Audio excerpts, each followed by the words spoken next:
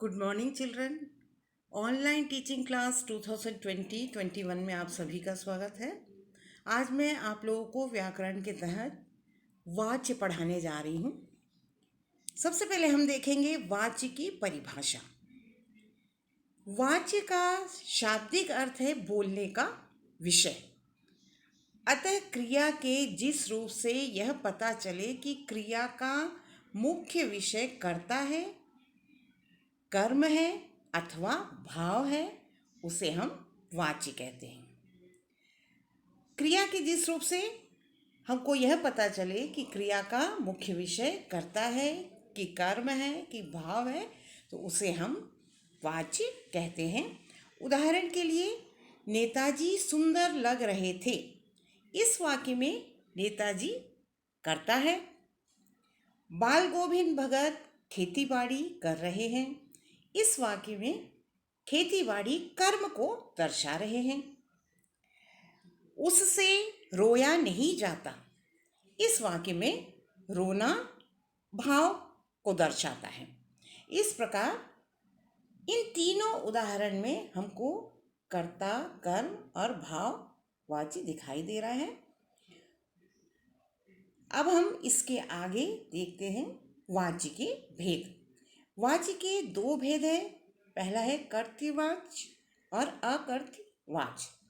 अकर्तृवाच्य के भी दो भेद होते हैं, जिन्हें कर्मवाच्य और भाववाच्य के नाम से जाना जाता है। तो इसमें यहाँ पर इसके भेदों को बताया गया है। जैसे वाच्य के दो प्रकार है, कर्तृवाच्य और अकर्तृवाच्य। और अकर्तृवाच्य के भी दो प्रकार है, एक कर्मवाच्य है और एक भाववाच्य है। अब हम इसको अलग अलग इसके बारे में पढ़ेंगे। सबसे पहले हम लोग देखते हैं कर्तृवाच्य के बारे में। जिन वाक्यों में कर्ता की प्रधानता होती है उसे कर्तृवाच्य कहते हैं। इसमें क्रिया के लिंग वचन कर्ता के अनुसार ही लगाए जाते। अगर कर्ता पुल्लिंग है तो क्रिया भी पुल्लिंग होगी। अगर कर्ता का वचन जो है वो एक वचन या बहुवचन जो भी होगा, उसके अनुसार ही क्रिया भी होती है। अर्थात किसी भी कर्तृवाच्य में जो कर्ता का लिंग और वचन होगा, उसी के अनुसार उसकी क्रिया भी होगी। उदाहरण, बालक सोता है। यहाँ बालक एक वचन है। इस वाक्य में क्रिया का रूप भी एक वचन में है। बच्चे खेलते हैं। बच्चे यहाँ बहुवचन है, तो इसका क्रिया का रूप भी बहुवचन ही होगा। तीसरा है, गीता गाती है। गीता कौन सा लिंग है? यहाँ स्त्रीलिंग है, इसलिए क्रिया भी स्त्रीलिंग में है। राजीव पुस्तक पढ़ता है। राजीव यहाँ पुल्लिंग है और उसकी क्रिया भी पुल्लिंग है। कर्तृवाच्य में क्रिया हमेशा सकर्मक और अकर्मक दोनों प्रकार की होती है। जैसे इसके उदाहरण है, नेहा निबंध लिखती है। ये सकर्मक कर्तृवाच्य है, क्योंकि ये इसमें क्रिया सकर्मक है। नेहा हंसती है, ये अकर्मक कर्तृवाच्य है, क्योंकि ये अकर्मक क्रिया है। यहाँ अकर्तृवाच्य, इसमें कर्ता की प्रधानता नहीं होती। इसके दो प्रकार है। पहला है कर्मवाच्य। कर्मवाच्य के नाम से ही हमको पता है कि इसमें कर्म की प्रधानता होती है। जिन वाक्यों में कर्म की प्रधानता होती है उसे हम कर्मवाच्य कहते हैं। इसमें क्रिया के लिंग वचन कर्म के अनुसार लगाए जाते हैं, जबकि कर्तृवाच्य में क्या होता था? कर्ता के अनुसार हम लिंग वचन जो है उसके अनुसार ही, जैसा लिंग वचन होगा कर्ता का, वैसा ही हम क्रिया का प्रयोग कर्तृवाच्य में करते हैं। यहाँ पर कर्म का जो लिंग होगा, जो वचन होगा, उसी के अनुसार हम क्रिया में भी उसका प्रयोग करेंगे। कर्मवाच्य में केवल सकर्मक क्रिया के वाक्य होते हैं, जबकि कर्तृवाच्य में हमने क्या देखा? सकर्मक और अकर्मक दोनों प्रकार की क्रिया होती है। लेकिन कर्मवाच्य में केवल सकर्मक वाक्य का प्रयोग होता है। जैसे इसके उदाहरण है, रीना द्वारा गीत गाया गया, ये सकर्मक वाक्य है। छात्र द्वारा पुस्तक पढ़ी जा रही है, कविता से चित्र नहीं बनाया जाता, किसान के द्वारा फसल काटी जाती है, ये सारे सकर्मक क्रिया के उदाहरण है। तो ये कर्मवाच्य में सकर्मक क्रिया के वाक्य होते हैं। अब कर्मवाच्य की पहचान बताने जा रही हूँ। कर्मवाच्य की पहचान में प्रायः कर्मवाच्य में कर्ता के बाद से, के द्वारा या द्वारा का प्रयोग होता है। जैसे उदाहरण में बच्चे से फल नहीं खाया गया, यहाँ बच्चे कर्ता है और उसके बाद हमने क्या लगाया है, से लगाया है। चित्रकार के द्वारा चित्र बनाया गया, यहाँ चित्रकार कर्ता है और उसके बाद कर्ता के बाद हमने क्या लगाया है, के द्वारा। अध्यापिका द्वारा सवाल हल कराए गए, यहाँ कर्ता क्या है, अध्यापिका है और उसके बाद हमने द्वारा लगा दिया। अब हम देखते हैं कर्मवाच्य में कुछ वाक्यों में कर्ता का लोप भी देखा जा सकता है।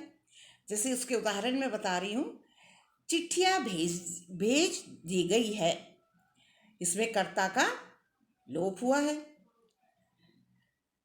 अब चिट्ठियाँ किसके द्वारा भेजी गई ये तो नहीं बताया गया है, तो यहाँ कर्ता का लोप है। मजदूरों का हिसाब कर दिया गया है, यहाँ भी कर्ता का लोप है, कर्ता हट गया है, मतलब यहाँ किसके द्वारा मजदूरों का हिसाब कर दिया गया है ये नहीं बताया गया है।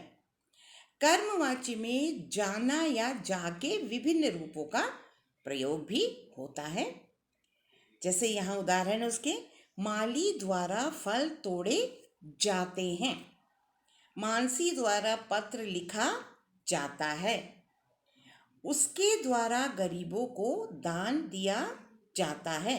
तो आप लोगों ने देखा कि कर्मवाच्य में जाना या जाके विभिन्न रूपों का प्रयोग होता है। अब दूसरा देखते हैं अकर्तृवाच्य में भाववाच्य। भाववाच्य जिन वाक्यों में कर्ता या कर्म के बदले क्रिया या भाव की प्रधानता होती है उसे भाववाच्य कहते हैं। भाववाच्य में किसकी प्रधानता होती है, भाव की प्रधानता होती है। कर्ता या कर्म की प्रधानता नहीं होती बल्कि भाव की प्रधानता होती है। ऐसे वाक्यों में क्रिया के लिंग वचन भाव के अनुसार होते हैं, किसमें, भाववाच्य में। ऐसे वाक्यों में क्रिया को पुल्लिंग, एक वचन एवं अन्य पुरुष के रूप में रखा जाता है। भाववाच्य में हमेशा क्रिया को पुल्लिंग, एक वचन एवं अन्य पुरुष के प्रयोग से लिखा जाता है। जैसे उदाहरण, पक्षियों से उड़ा जाता है, वृद्धा से चला नहीं जाता, मरीज से उठा नहीं जाता, कुत्ते द्वारा जोर से भौंका जाता है। ये भाववाच्य के उदाहरण है। भाववाच्य में सदैव अकर्मक क्रिया का प्रयोग होता है और इसमें भावों की प्रधानता होती है। भाववाच्य में क्रिया एक वचन, अकर्मक, पुल्लिंग तथा अन्य पुरुष में होती है। इस प्रकार हम लोगों ने देखा वाच्य के प्रकार। वाच्य के प्रकार पहला क्या है, कर्तृवाच्य और दूसरा अकर्तृवाच्य। और अकर्तृवाच्य के भी दो प्रकार हैं, कर्मवाच्य और भाववाच्य। कर्तृवाच्य में हमने क्या देखा था कि कर्ता प्रधान होता है, सकर्मक और अकर्मक दोनों प्रकार की क्रियाओं का इसमें प्रयोग होता है। क्रिया का प्रयोग कर्ता के लिंग वचन के अनुसार होता है और कर्ता के लिंग के अनुसार ही क्रिया का भी लिंग होता है। अब कर्मवाच्य में हम लोगों ने क्या देखा था, कर्म की प्रधानता होती है, कर्म के लिंग वचन के अनुसार ही क्रिया होती है। कर्मवाच्य में केवल सकर्मक क्रिया का प्रयोग किया जाता है। कर्ता के बाद जो है से, के द्वारा का प्रयोग किया जाता है। और अकर्तृवाच्य में दूसरा प्रकार था भाववाच्य। भाववाची में भाव प्रधान होता है।